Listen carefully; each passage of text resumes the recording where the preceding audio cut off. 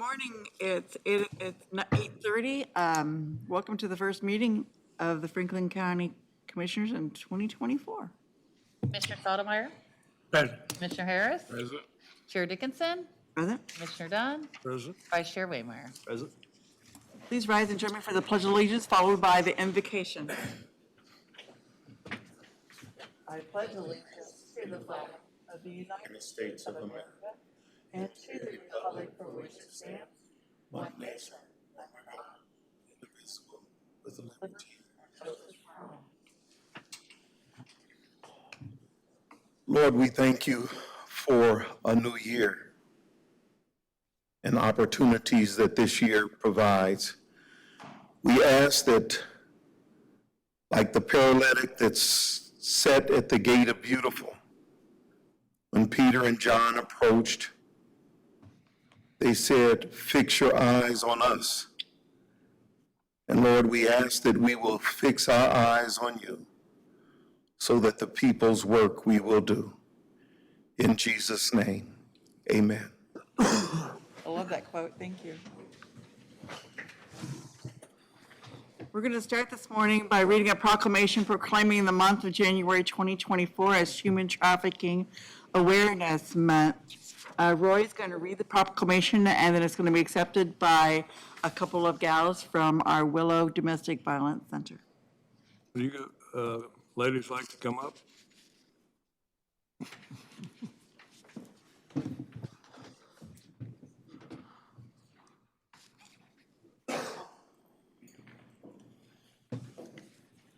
Good morning.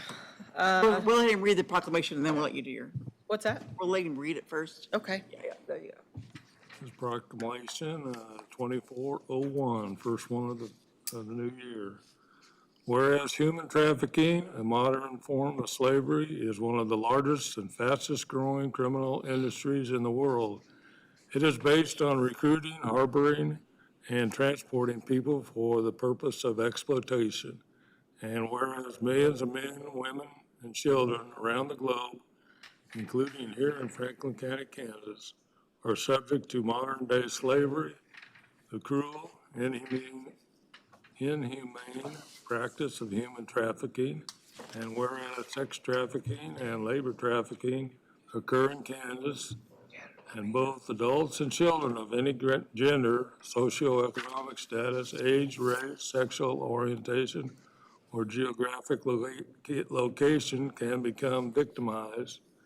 And whereas human trafficking includes sexual, verbal, emotional, and physical abuse and exploitation, and all forms of abuse carry long-term complex trauma implications. And whereas Kansas human trafficking laws define commercial exploitation of children, which does not require a showing of force, fraud, threat, or coercion, and references existing statutory definition of human trafficking and aggravated human trafficking. And whereas the efforts of human trafficking reach far beyond its victims and perpetrators, causing disruption in our schools, places of work, and neighborhoods.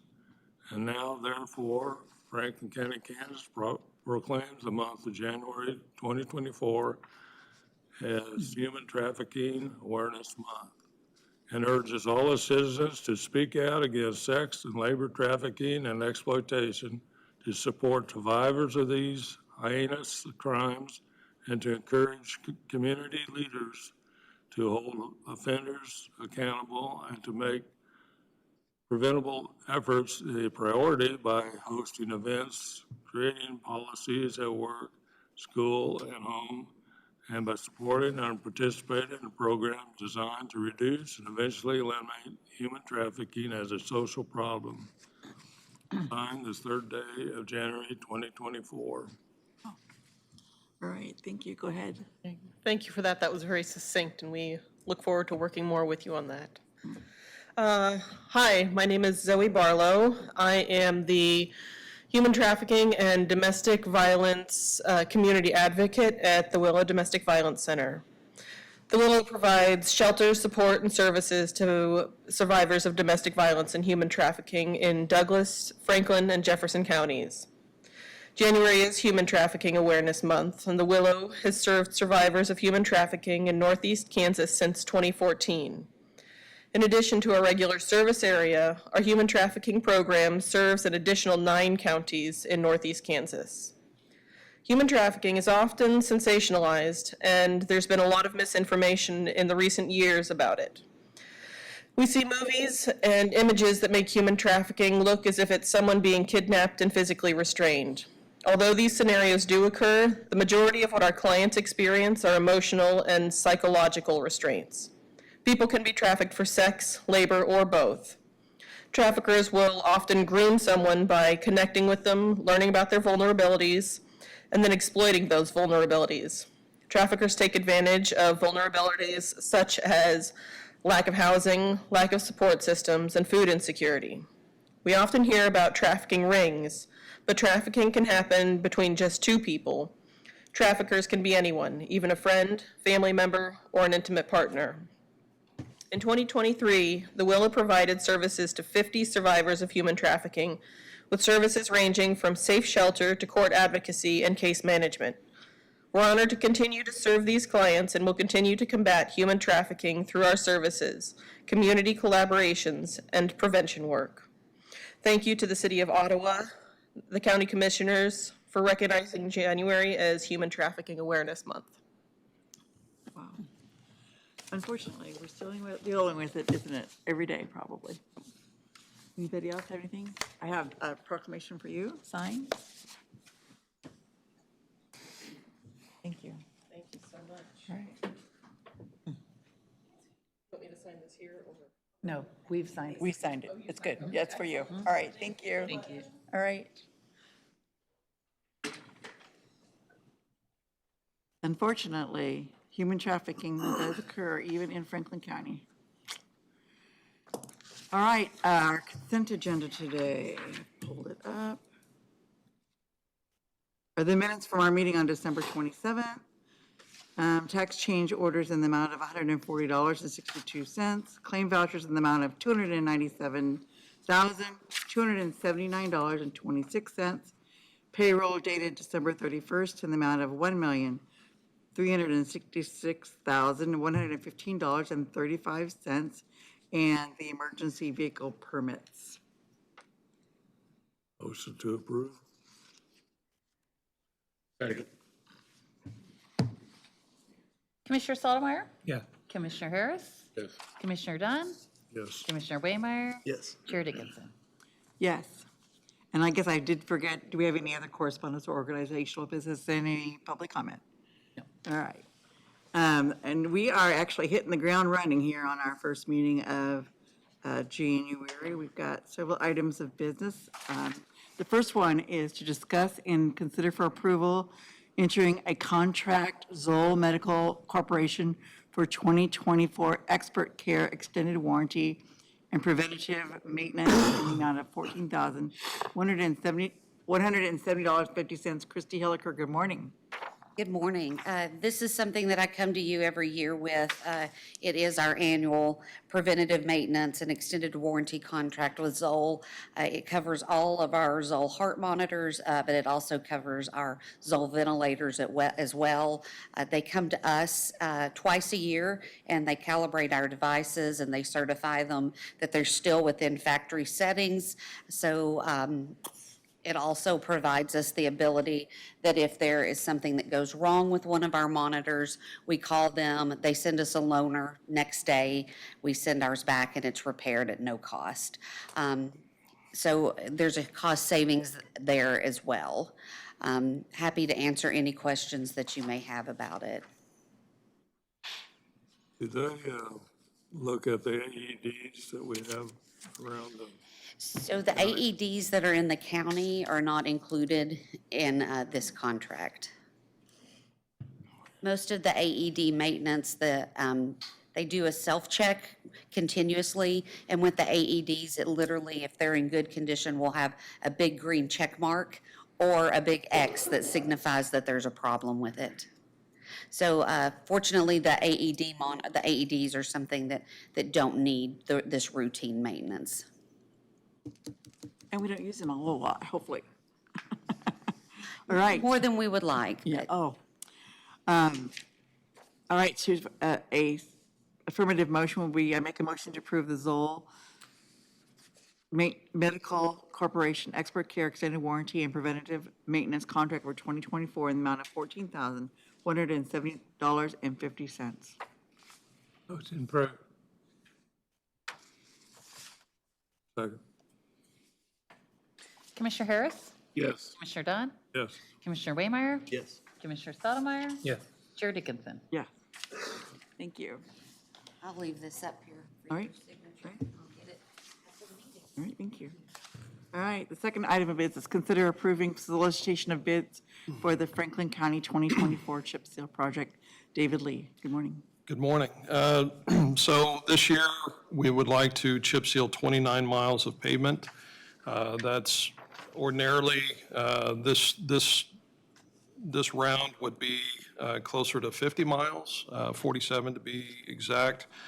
But it's our judgment, our feeling that we should exclude Old 50, which would normally be up this year. We're going to rebuild about 4 miles of that. The remaining 12 miles, we think at this point wouldn't be money well spent to chip seal that. What I would recommend, rather than chip sealing, is to, over the next 2 years, to try to put leveling courses on the worst sections of that. That will provide a little bit better driving service for the public until we're able to rebuild those. The chip seal isn't going to solve the issues that we have with Old 50. So like a blade applied leveling course or No, this, with a lay down machine? with a lay-down machine, is what we're envisioning. And I would propose that once we bid the rebuilding of Old 50, that we come in after that with, we'll know, how much money that we have available between chip seal and others to see how much we can get done. If we've got a contractor on site. It'd certainly be the cheapest time while they're mobilized. Exactly. If you do a leveling course though, and you're, thin in places, crushing rocks or close to, wouldn't you need a seal over the top of that to keep? Unless we were gonna go back after the leveling course and overlay it, but then you're talking a lot of money, which we're not. Right. It is, we believe that the leveling course provides a little bit better driving surface and will provide. Initially, I didn't know, I guess the Right. life of it, if you It's have not- feathered edges, Yeah, weather it's from the- definitely not going to be a long-term solution, but neither would the chip seal if we chip sealed over that. And so this year and next year, we've got, under 30 miles of chip seal that we'll be programming, which allows us more flexibility, more dollars to do that. I would say that if we have some thin spots, that we could go back over that with blade patching if necessary, when those times occur. We're just looking for a little bit better solution to Old 50. And you don't anticipate being able to do all that in 1 year? It's going to have to be spread out? I don't think so. Okay. All right, well, we aren't opening the bids. All we're doing is approving solicitation of bids. So to make that motion, it would be, I make a motion for the solicitation of bids for the Franklin County 2024 chip seal project. Anyone want to make that motion? Motion. Second. Commissioner Dunn, Yes. Commissioner Waymire, Yes. Commissioner Stottlemyre, Yes. Commissioner Harris, Yes. Chair Dickinson. Yes. And then just to go along with that, they will consider approving a solicitation of bids for the Franklin County 2024 painted pavement marking project, which happens after the chip seal. So an affirmative motion on that would be, I make a motion for the solicitation of bids for the Franklin County 2024 painted pavement marking project. So moved. Second. Commissioner Waymire? Yes. Commissioner Stottlemyre? I know I'm only one person on this right now, but I'd still like to look at them other miles that were not re-chip and seal and check the painting on them. Because that's what wears out the first. Now, I don't know if that's something you want to consider or look at, but I'm all in favor of painting, and my motion's yes, but I'm just one person I know. But I've had more complaints about the paint going away than I have the chip and seal. You're talking about in districts that aren't gonna get re-chip I sealed. mean, every place that we No, chip and just seal. the areas we're avoiding, we looked at and said that, we can look at others, but. Oh, I you're would talking mainly- about you were I'd talking mainly about over talk Highway about 50. the roads that we're skipping this time with the chip and seal. Maybe the paint still needs to be done. You know, it's wore out where the chip and seal hasn't wore out. I'm not talking about the whole county, Okay. but it is an issue, but my only topic there was just the areas that we're not considering for chip and seal this time. So pretty much all of Old Highway 50 that we would usually do, even if we aren't going to do it, to put new lines on it. Yes, ma'am. The only other roads besides Old 50 that wouldn't be included would be some of the subdivision roads that we've overlaid within the last few years. So it would just be the Old 50 that, The only thing I was thinking, because now maybe 4 years before it comes back around again. And so you're talking some of these 8 years since it's been painted. That's something I was thinking. certainly if you would like to, we can add those miles. I'm just Do one this. person, and that's just my thought. I still vote yes on the proposal to paint. Are there a couple others that would like to go ahead and restripe 50? I think we have to decide what we're gonna do on the surface, either the chip seal or the painting. We can always, as a change contract, I mean, you have them competitively bid, you get your price. You can change the quantity once they're here. Yeah. We would just But need we to obviously need a plan, what the heck we're gonna, exactly, and I would like to see us get a little firmer plan on, what we're gonna do on Old 50, the remainder of it, but. Because I don't think we can wait till the paving contractor's here and then decide, and then wait till the chip seal contractor's here, then decide, and then wait till I think we need to. But I think we're good to go ahead as is, and we can always do a change order and add some miles to it while they're here and still. I just figured now's the cheapest time to do it. And if you don't do it now, it'll be there 8 years before it gets addressed from the first time. All right. You know what we want? Cool. ma'am. Awesome. All right. Commissioner Harris? Yes. Commissioner Dunn? Yes. Chair Dickinson? Yeah. I wondered if you remember, I had no idea where you stopped, so. All right, next order of business, consider approving the 2024 Lake Region Solid Waste Authority budget. Again, David Lee. So each year, the Lake Region Solid Waste Authority comes before you to present the budget for the upcoming year. For the entire time that I've been working for the county, and I think for several years prior to that, the budget for the Lake Region has been flat due to, the level of effort and whatnot that was going into that organization at that point. But over the last few years, we have really ramped up the level of education and outreach and grant acquisition and those sorts of things due to our director that we have currently. And we have kept the budget flat in these last few years and dipped into our savings to be able to cover the additional expenses. But this year, we would like to raise the dues by $400 to make it an even $5,000 across the board for all 6 counties, to bring the total of our 2024 budget up to $30,000. some of the things that Shay has done. Shay is our coordinator. She had a nice little update that includes some of the grants that she's acquired or helped acquire, and then some of our goals for this upcoming year. She was directly involved in securing over $61,000 in grants last year to bring her two-year total to over $150,000, which is pretty significant, and we feel that that number is going to continue to grow. Some of the goals that we have for this upcoming year is to expand our membership from 6 members to 7 or 8.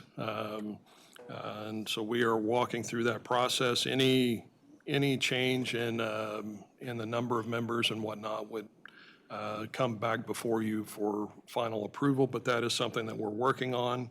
The Adopt a Bike program is still going strong. And then promoting the KDHE waste tire and solid waste grants that I think just about all of the counties had taken advantage of those grants at some point in the last few years. I anticipate Franklin County at some point taking advantage again of those as well. We're also a good partner with the K-State Research and Extension Offices, the County Conservation Districts, and the Mid-American Regional Council.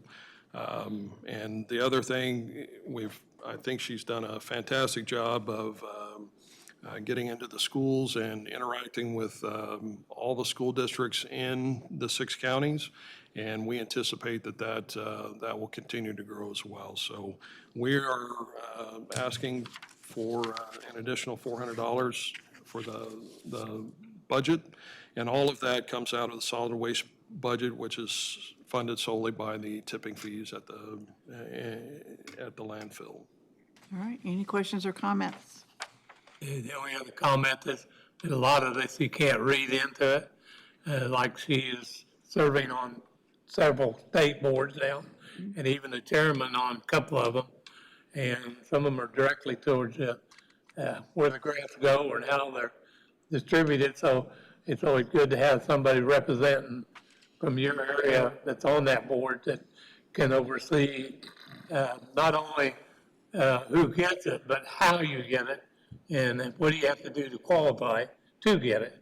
And where can you be the best and be sitting right on that board that makes those decisions. So, and like I said, most of these things are just the smaller, not small, but a smaller part of what all she's been doing the last 2 years. And I think if you go back and look through the budget, even with that increase, that's lower than it has been in some of the previous years, that budget.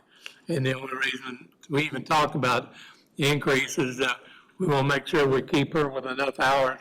We don't want her moving on if we don't have to.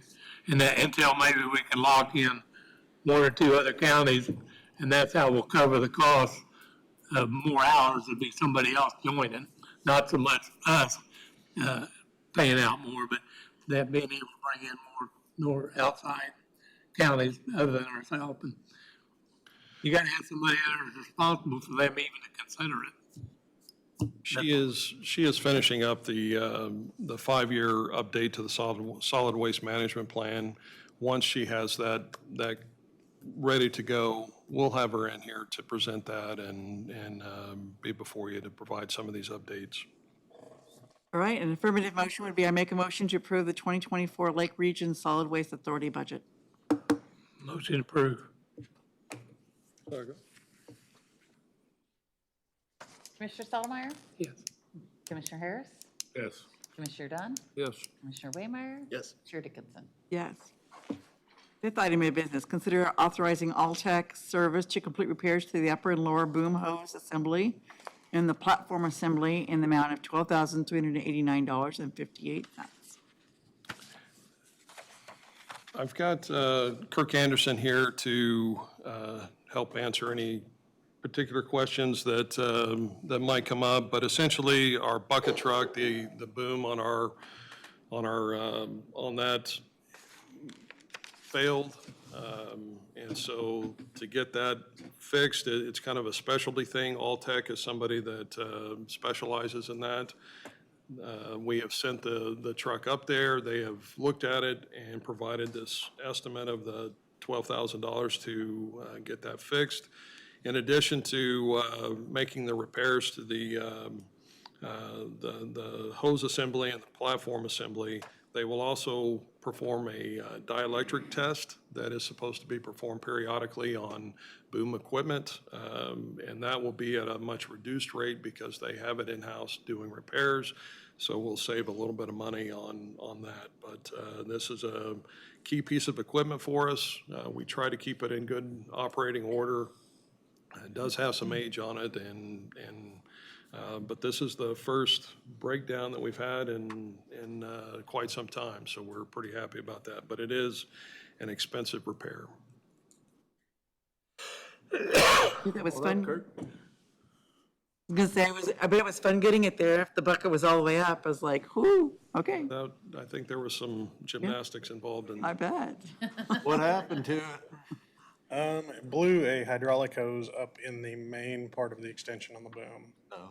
And it has to be dissected completely to replace all of it. It looks like they're replacing them all. They're just probably wore out and getting old and, Yeah, this is the third one we've had blow in the last year. yeah, so you're gonna keep chasing them, aren't you? Yeah, the other ones were short ones that we could get to and have specially built, but these are dissecting it and we're not equipped to Yeah, no. pull that one apart. Yeah, it's worth some peace of mind too when you're up there knowing that they're new. But you're gonna get down and, Otherwise, it is a solid machine. Is it worth putting money into? Yeah, we've done some repairs to the truck itself, but we haven't really touched the bed or the boom. Other than that, it's been a good truck. Okay. It's all been very minute things, one recall, batteries, that sort of stuff. Yeah. All righty. Appreciate it. any other questions? Thanks for coming in. All right, if we want to go forward, a affirmative motion would be, I make a motion to authorize Alltech Service to complete repairs to the upper and lower boom hose assembly and the platform assembly in the amount of $12,389.58. So move. Second. Commissioner Harris? Yes. Commissioner Dunn? Yes. Commissioner Waymire? Yes. Commissioner Stottlemyre? Yes. Chair Dickinson? Yes.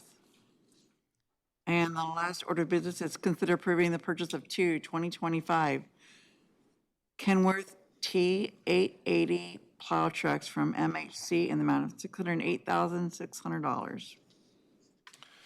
Commissioners, if you recall, we decided to move forward with these trucks back in October, I believe it was. And we solicited bids from several different firms, and we received two bids. We ended up holding off on that due to the uncertainty related to the Old 50 project. We have since kind of sorted through those things and feel like now is the time to move forward with the purchase of the trucks.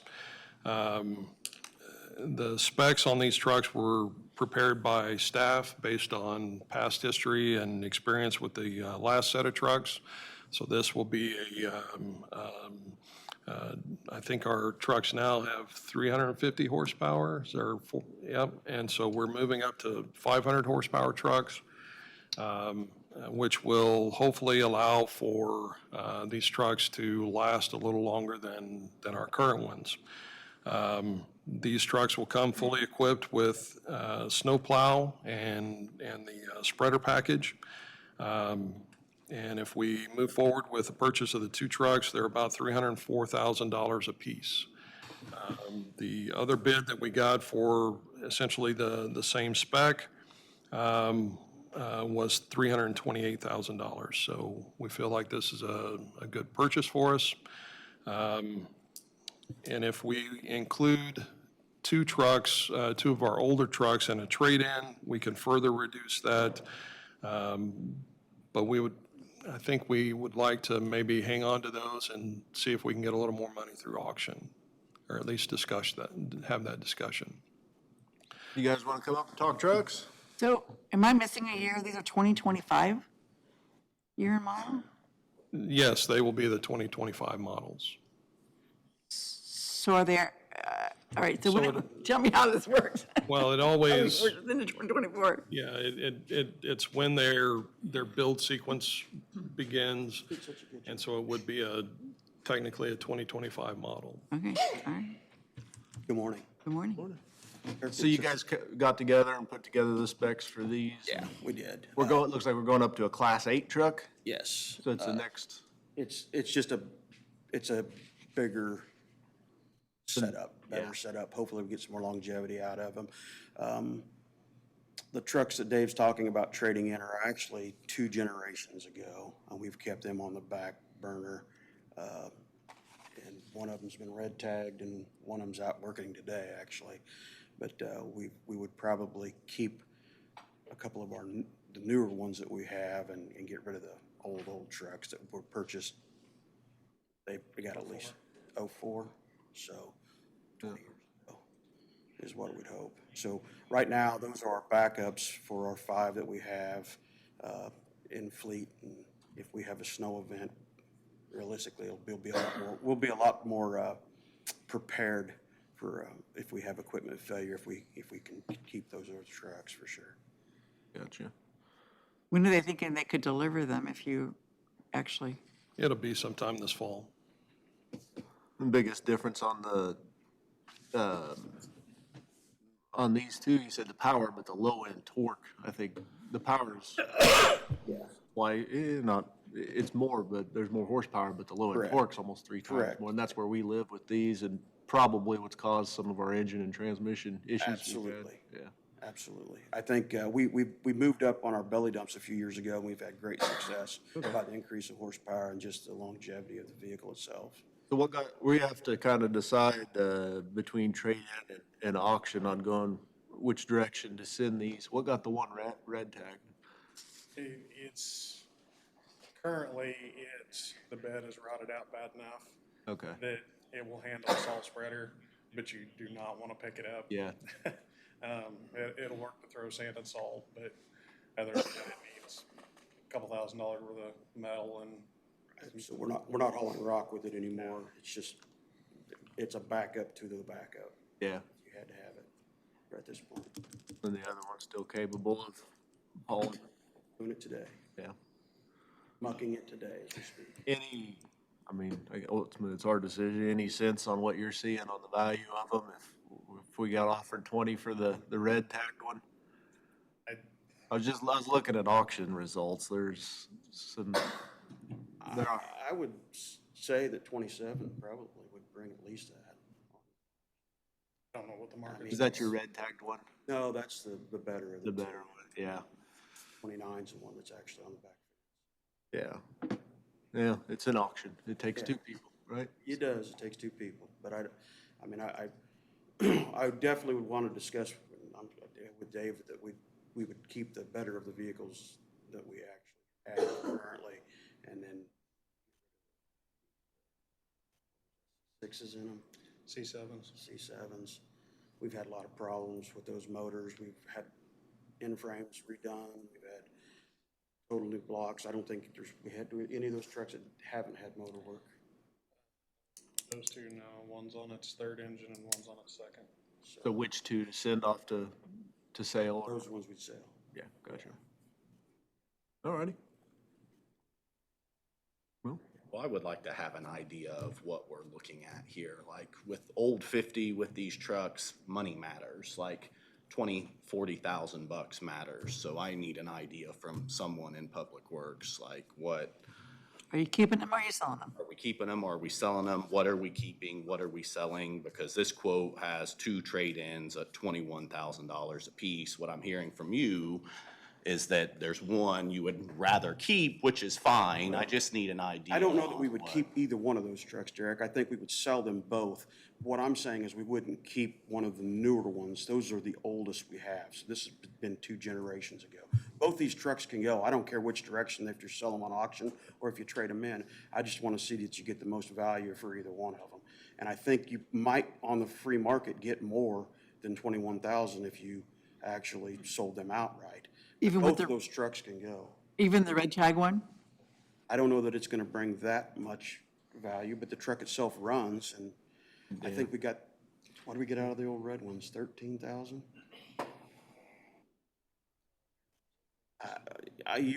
This day and age, I think you might get more off the free market than you would for a trade-in, is the only thing I'm saying. One, we're likely even money, if not better, but the better one, we Right, definitely. but both of those trucks could go, and we're not looking at holding either one of those. We just want to move the ones that we have in that small fleet, or in the old fleet, we want to keep those. Can you trade the red tag one in and then and then sell the other Well, one? yeah, if we've identified these two trucks as trucks that when we get the new trucks, we won't need these because we will have two of our other trucks that we will move into a backup role. And the question is, do we take the $21,000 apiece that we've been quoted, or do we, Yeah. take the chance that we come away with more? When you mentioned keeping two, you were talking about which two to pull out of active service and put into your reserve. Correct, yeah. and I'm Yeah, looking at yeah, it was a little confusing because we were thinking that you were No, maybe changing your both of mind these- about keeping these. Yeah, Okay, all both right, these thank you. trucks definitely need to go. If you're looking for an answer, I really do think you probably gonna get more than 21,000 on the market. It's worth the roll of the dice. You know, if we were private sellers or buyers, that would count towards our sales tax. Obviously, that's not an issue here, so that would probably push us back towards trading in, but, I don't wanna guarantee that, but with the things we've seen in the market, it's crazy right now, what people. yeah, I was looking at Purple Wave and some results. There's an '07 with 300,000 that got 80 better shape, and then the '06, I think it's 60, so, yeah, everything seems to worth going for it. I think it'd be worth a chance anyway. Yep, Oh, awesome, all right. thank you.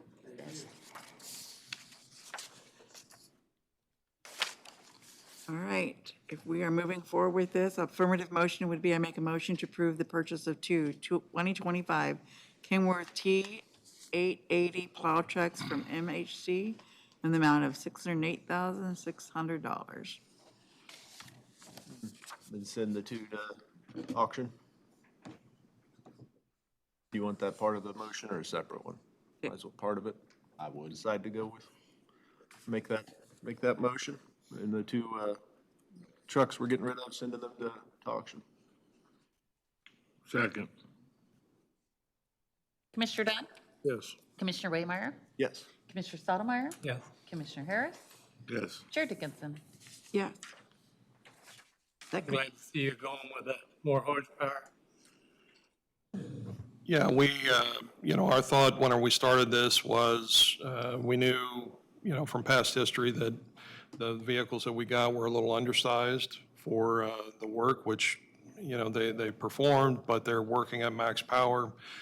We thought that we would see what kind of prices we would get by speccing something that we felt would be able to handle the workload that we're going to put it through every day. And so that's how we came up with the specs that we did. And fortunately, we were able to come away with very good prices on these two trucks. What did we budget? Do you remember? Yeah, it was over 300,000. Cool. All right, that concludes our business. We'll move on to staff reports. Derek, what you got for us today? Yeah, just happy to get the new year started. We'll talk about this a lot more at our retreat, but I think employee recruitment and retention is as important as it's ever been. And my intention is to put more effort into culture, into retention, than we ever have. And we've put a lot of effort into it. We're doing really well with that here.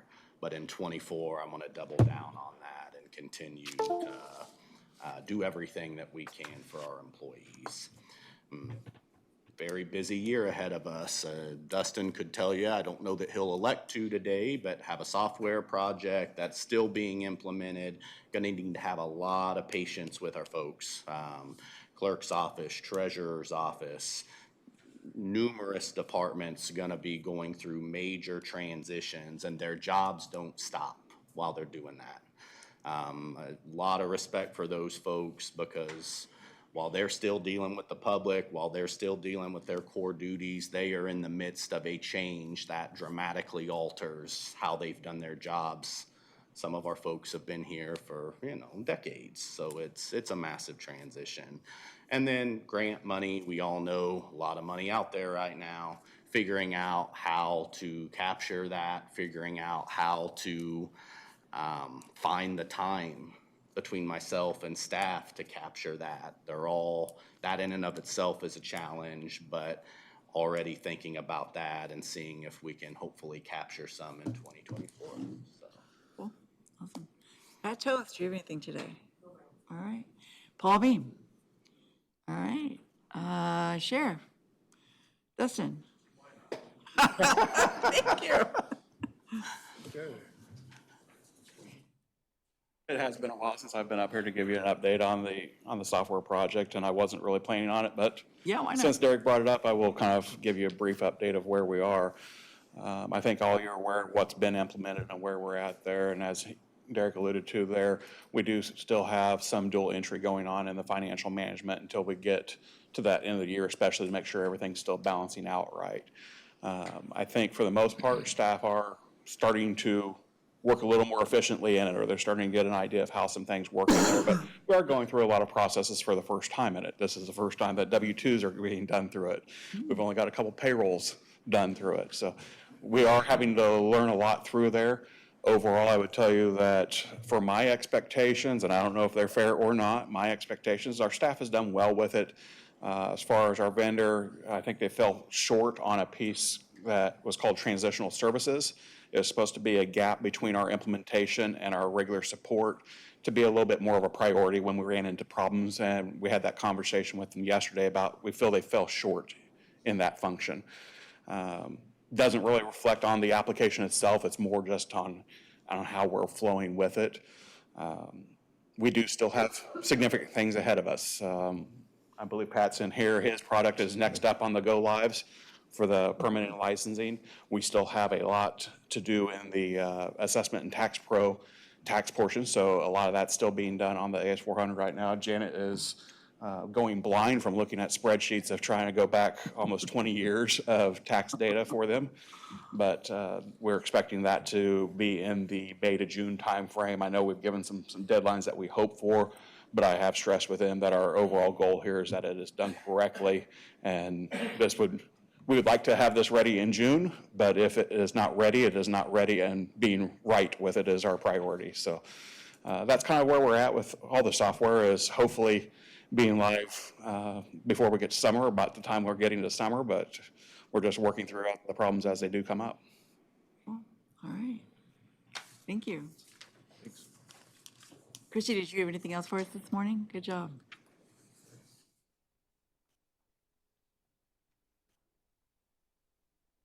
Morning again. I just wanted to give you a brief update about the status of our American Heart Association Training Center. Our PALS, so Pediatric Advanced Life Support, that was not something that was included ever under our training center. We were underneath a different training center out of Oklahoma. American Heart Association restructured last year, and it has created some interesting dynamics. Also, we lost 2 of our key hospitals that we were providing PALS training to. One of the requirements through American Heart Association is you have to instruct at least 250 individuals to maintain what's called an e-card location, or that we can instruct these PALS classes. We don't even have close to that volume. So as of such, our training center they cut ties with us. We are looking for other options, but as of right now, Pediatric Advanced Life Support is not an option that we can provide. So I just wanted to give you all an update as to what happened and why. We still are very much going strong with CPR, first aid, AED, our basic life support, and advanced cardiac life support classes. PALS training, it's not something we can provide, right? PALS training, Training, yes, that's, yeah, yes, yes. Now, we can still do pediatric training in-house, we just can't give them the PALS card from American Heart I just want to Association. make sure the message wasn't that PAL's not something we can provide, it's some training we can provide, yeah. Correct, we cannot provide that training anymore, yes. Just an update too about the station in Wellsville. All the gas lines are in.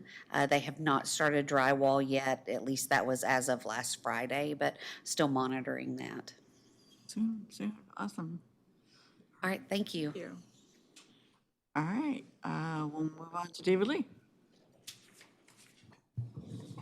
Just a couple of small things. We're still waiting on final approval from KDOT on the proposed design changes to Old 50. I'm expecting now that the holidays are over that we should be hearing something soon. We were able to confirm that there won't be any additional design fees or inspection fees associated with the changes that we're making. They'll be able to do that, do all of that work under their current contract, which is a good deal. Once we get approval from KDOT, take roughly a month to get the plans revised and roughly another month to bid it.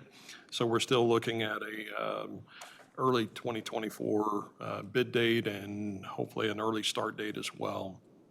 And finally, just this morning, I received the KDOT agreement on the Texas Road project. It's a standard agreement that they have for all of their projects. That'll be before you next Wednesday. So that's all I have.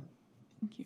All right, Janet, anything for you today? Do we have another bridge being engineered, kind of one in the barrel for if another opportunity pops up?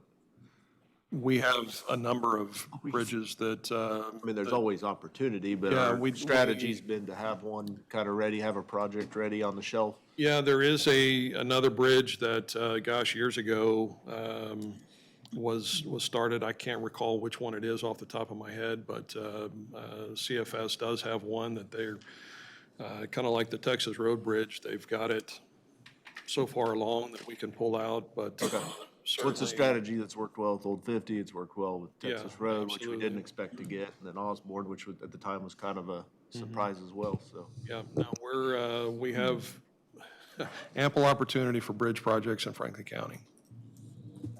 All right, we'll move on to commissioner comments. Don, what you got for us? Nothing? All right. Nothing? I don't have anything. No, it's been kind of a quiet week. I did go to the Princeton council meeting last night. They swore in a couple of new council members.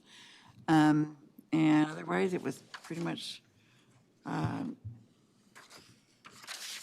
think that's all I have. We do have to, before we are going into an executive session, would you please share with us? I will, it's 15 minutes to discuss a personnel matter involving non-elected personnel under the COMA exception, allowing for such discussions with the county commissioners and the county counselor. So it'll be for 15 minutes. We'll go ahead and start it now, and is that all right? Or- So move. All right, need a second? All right, we'll be back here. All in favor? Be back at 33 after.